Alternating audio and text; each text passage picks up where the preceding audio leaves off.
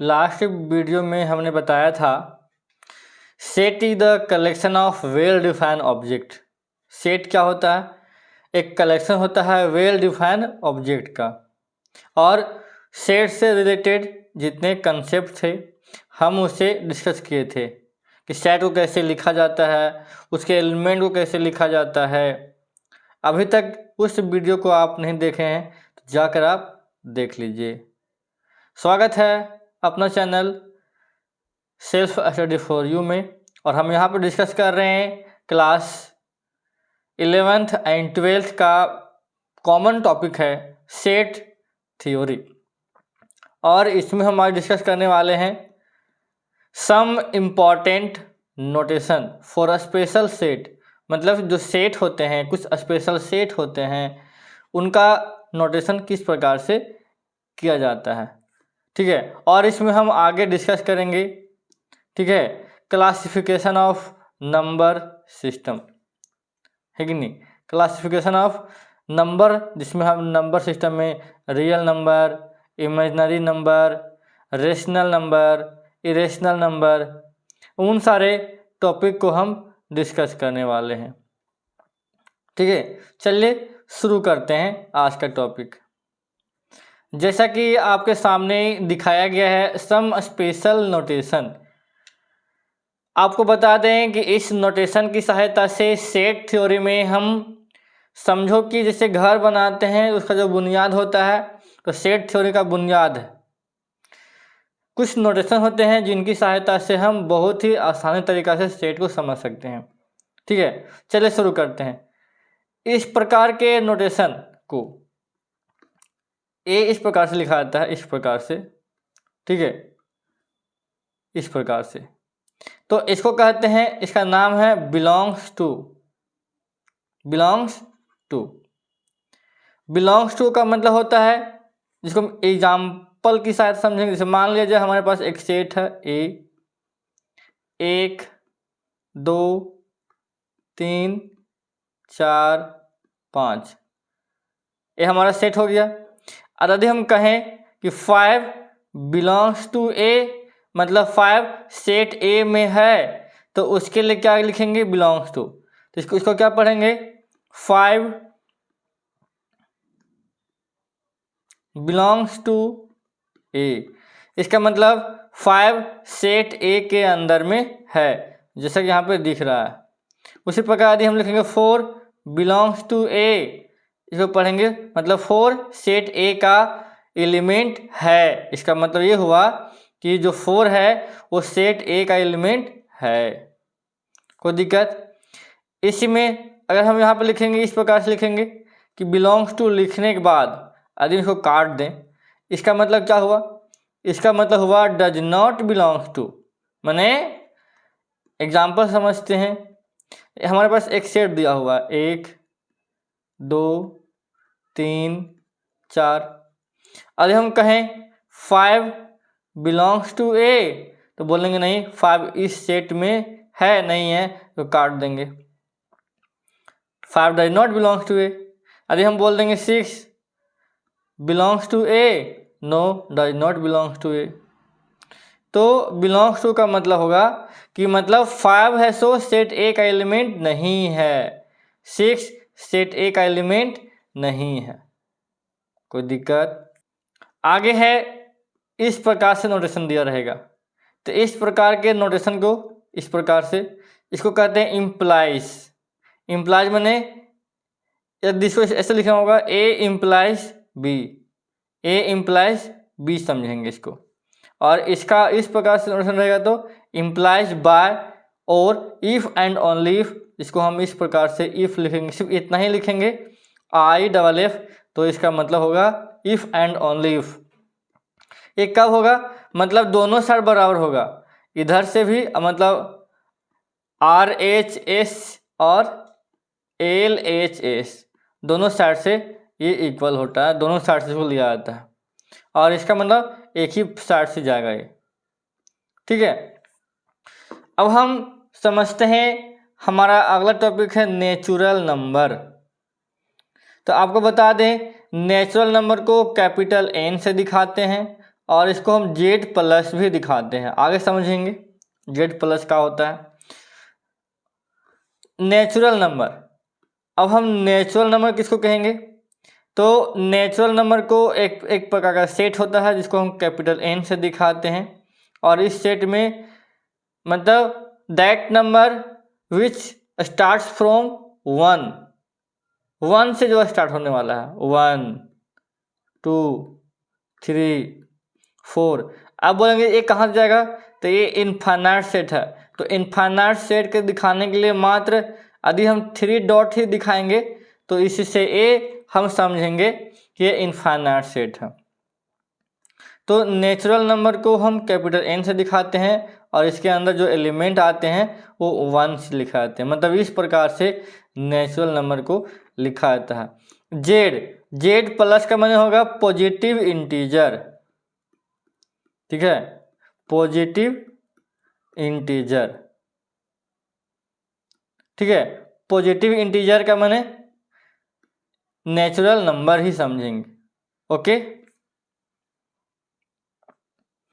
अब देखो इंटीजर किससे कहते हैं, what do you mean by integer, जिसको हम जेड से दिखाते हैं या कहीं कहीं आई से दिखाते हैं, ठीक है।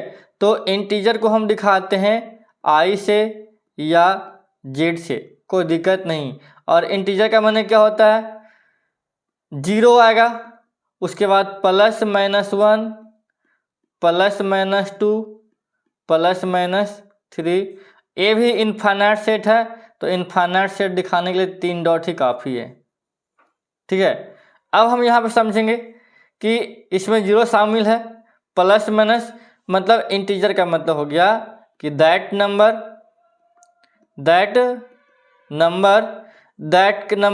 विच कैन बी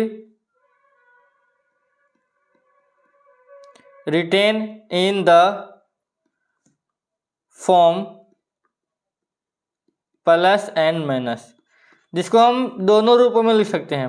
जैसे यहाँ 1 है तो प्लस से माइनस में भी है, 2 है प्लस से माइनस में है कि नहीं। तो जिसे हम प्लस से माइनस के रूप में लिख सकते हैं उसको बोलेंगे इंटीजर। अब इसी में क्या होता है, एक होता है इंटीजर, जेड को हम इंटीजर से दिखाते हैं और जेड के ऊपर प्लस लगा दें तो क्या कहलाएगा, पॉजिटिव इंटीजर।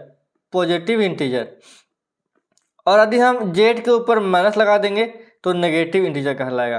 तो पॉजिटिव इंटीजर में क्या होगा, जो सिर्फ प्लस में है, ठीक है, जो प्लस में है, माने जेड प्लस का मतलब एक सेट बनेगा जो 1 होगा, 2 होगा, 3 होगा, 4 होगा, कहाँ तक, इनफाइनाइट तक।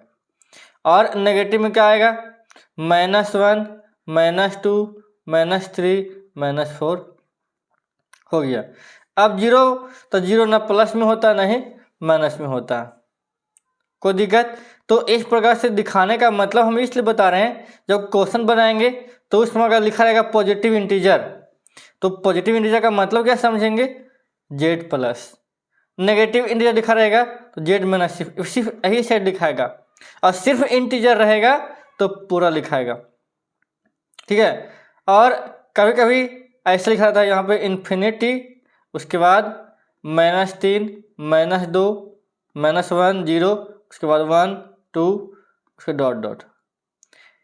ये भी कोई दिक्कत नहीं है प्लस माइनस में। तो positive integer, negative integer and integer, कोई दिक्कत। अब हम समझेंगे रेशनल नंबर। रेशनल नंबर एक स्पेशल टॉपिक है और ये हमेशा काम देता है बेसिक लेवल से लेके हायर लेवल तक। इसे हम क्यू से दिखाते हैं, ठीक है, किससे दिखाते हैं, क्यू से। तो क्यू का मतलब क्या होगा, एक that number which can be written in the form of p/q and q does not equal to 0। और अभी हमने बताया p और q, p जो q होगा बिलोंग्स टू z, p और q कहाँ से बिलोंग करेंगे, z से। और अभी हमने समझाया है कि बिलोंग्स का मतलब क्या होगा, z का मतलब क्या होगा, p और q क्या होगा, तब p और q कहाँ से होंगे, z से, मतलब p और q का घर कहाँ मिलेगा, z में, मतलब z से ही बिलोंग करेंगे p और q। बात समझ में आ रहा है। तो जिसे हम इस फॉर्म में लिख सकते हैं, p/q के फॉर्म में लिख सकते हैं, उसे क्या कहेंगे? वैसी संख्या जिसे p/q के फॉर्म में लिखेंगे उसे रेशनल नंबर कहेंगे। ठीक है, अब इसमें क्या होगा, जो सेट बनेगा वो जो सेट होगा वही सेट होगा, p/q q does not equal to 0 और p और q बिलोंग्स टू z, ये सेट बनेगा। कोई दिक्कत यहाँ तक? और एक बात और हम समझाना चाहेंगे कि जो इसके बाद होता है, एक होता है इरेशनल नंबर। इरेशनल नंबर को हम क्यू, यहाँ कभी भी स्टार लिखा रहता है, तो इरेशनल नंबर को क्यू स्टार से दिखाते हैं। इसका मतलब हो गया कि वैसे संख्या जैसे p/q के फॉर्म में हम नहीं लिख सकते हैं, p/q के फॉर्म में तुमको नहीं मिलेगा। ठीक है, अब देखो, अब हमारे पास है रियल नंबर, वास्तविक संख्या। This is also a most important topic. This topic belongs to all level, basic level to advance level, हमेशा ये काम करता है। ठीक है, रियल नंबर हमेशा काम करेगा। Real number is the biggest number in mathematics number system. मतलब रियल नंबर के अंदर में सारे नंबर आपके पास मिलेंगे, सारा नंबर इसमें मतलब बिलोंग करता है, सारा नंबर। ठीक है, आगे जब हम सबसेट के बारे में बात करेंगे ना तो वहां पे बहुत मजा आएगा। ठीक है, रियल नंबर, अब रियल नंबर होता क्या है? रियल नंबर को तो आर से दिखाते हैं। ठीक है, और इसके अंदर जो बिलोंग करता है, रियल नंबर के अंदर जो बिलोंग करता है, real number belongs to q plus q dash. मैंने कहने का मतलब हुआ q का मैंने रेशनल नंबर, रेशनल नंबर और प्लस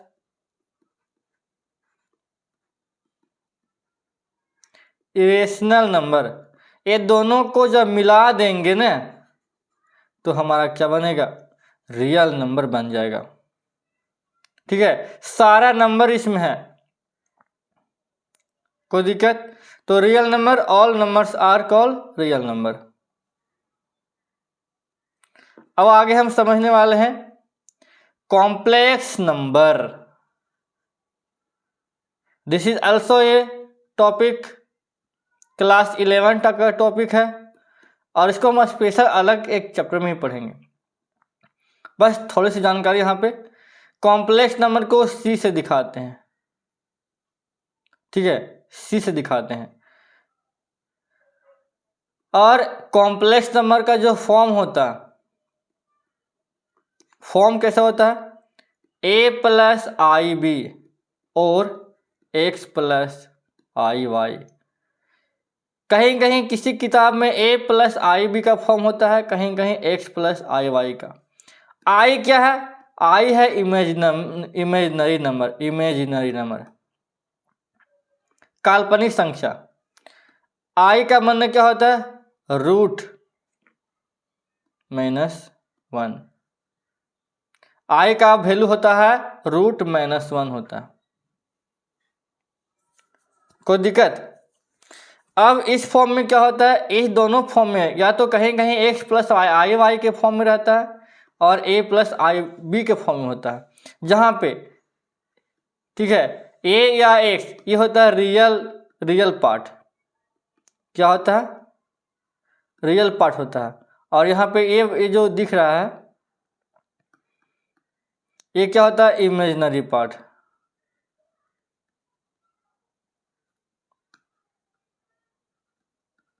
क्या होता है? Imaginary part. तो कॉम्प्लेक्स नंबर में जैसे मान लीजिए एग्जाम्पल समझेंगे, एग्जाम्पल समझते हैं। तो एग्जाम्पल में क्या होता है?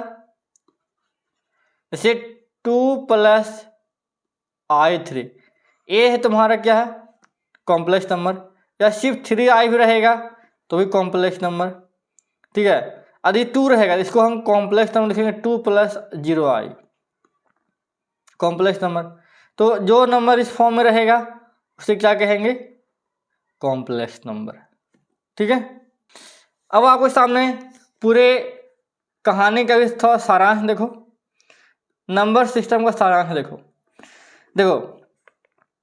कॉम्प्लेक्स नंबर, ठीक है, कॉम्प्लेक्स नंबर जिसको सी से दिखाते हैं, और इसमें आई का मतलब होता है रूट -1 -i या 2i, इस सारा क्या है कॉम्प्लेक्स नंबर। उसके बाद रियल नंबर, रियल नंबर में पाई हो गया, ई हो गया, -2 पाई हो गया, ठीक है। उसके बाद रियल एल्जेब्रिक फॉर्म में क्या है √2 -√3, ठीक है। यह है रेशनल नंबर, रेशनल नंबर मैंने क्यूब के रूप में, जैसे 1/2 हो गया, -2/3 हो गया, 2.25 हो गया। इंटीजर में जेड जिसको दिखाते हैं -1 -2 -3, ठीक है। और ये हो गया नेचुरल नंबर, ठीक है। ये थोड़ा सा डाटा आपके सामने। अब देखो कुछ स्पेशल टॉपिक, देखो हम जो बात कर रहे थे बच्चा पार्टी, क्लासिफिकेशन ऑफ नंबर्स, ठीक है। ये आपके लिए बहुत ही इंपॉर्टेंट साबित होगा। देखो नंबर सिस्टम को हम दो भागों में बांटते हैं, ठीक है। पहला है रियल नंबर जिसको R से दिखाते हैं, और इमेजिनरी नंबर को ही हम कहते हैं सी माने कॉम्प्लेक्स नंबर, ठीक है। अब रियल नंबर के दो भागों में बांटते हैं, रेशनल नंबर और इरेशनल नंबर। हमें अभी अब डिस्कस किए हैं, ठीक है, पीछे हम डिस्कस किए हैं, ठीक है। अब रेशनल नंबर दो भागों में बढ़ जाएगा, इंटीजर और फ्रैक्शन के रूप में, ठीक है। अब इंटीजर के बाद देखो हम बताया है नेगेटिव इंटीजर होता है, और पॉजिटिव इंटीजर को ही हम नेचुरल नंबर बोलते हैं, है कि नहीं।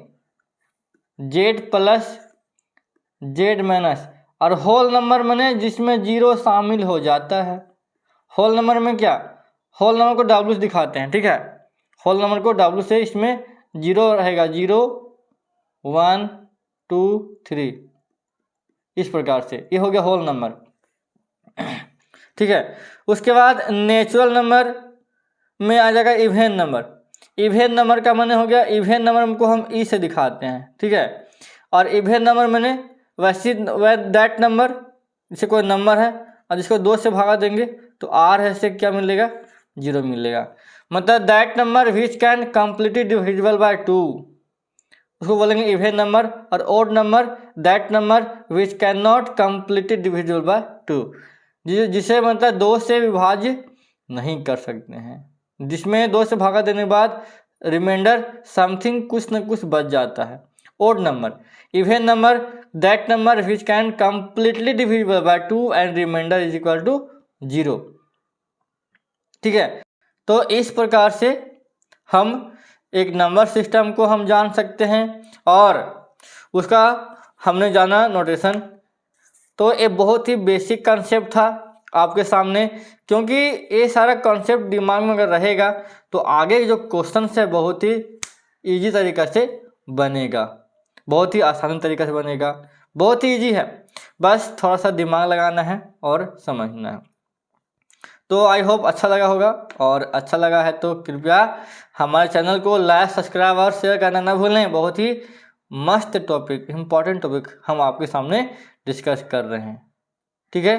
तो फिर मिलेंगे नए वीडियो में नए लेक्चर के साथ, जिसमें हम डिस्कस करेंगे रिप्रेजेंटेशन ऑफ सेट, मतलब सेट को हम किस प्रकार से हम रिप्रेजेंट करेंगे। तो मिलते हैं अगले वीडियो में, तब तक के लिए धन्यवाद, जय हिंद।